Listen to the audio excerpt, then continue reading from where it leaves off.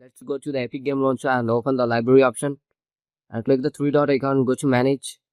In this you have seen the verify file is there. To click the verify and wait for a couple of seconds to verify actually. So it verify the Fortnite files and folders. Take a couple of seconds to verify the entire folders. Once the verification is completed, after you need to again click the three dot icon and go to manage, and in this time go to installation folder, and here you can see the Fortnite game is there. Click it and go to binary Win64 EC anti-cheat. Here EC anti-cheat setup is there. You need to double click it.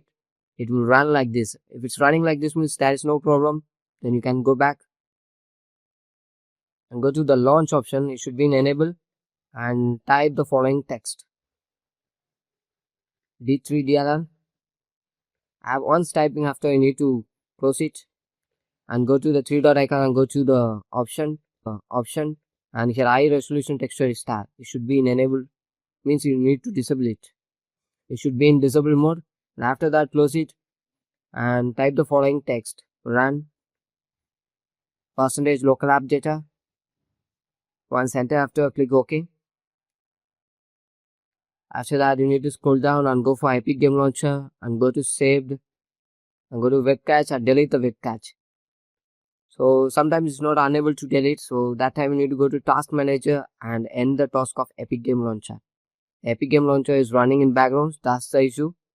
You need to end the task. After that you can do this delete option. Then go to crashes folder and check any files available in crashes, means you need to delete it. And the next step, you need to go and search for Windows Defender Firewall.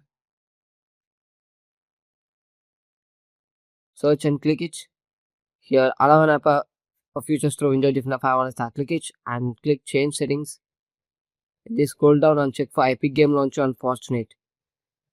And make sure it should be in private and public mode. If it's not enabled means you need to enable it, and if it's not available means you can go with browse, and for easy you can come back and go to open file location, copy the address and come back and click browse and paste the address here. You can easily get the application and add it. So this is how to add it. After the last and final step, go to Epic Game Launcher, right click it and go to properties and go to compatibility and make sure this option should be in enable and other option should be in disable. Okay, and after that restart it.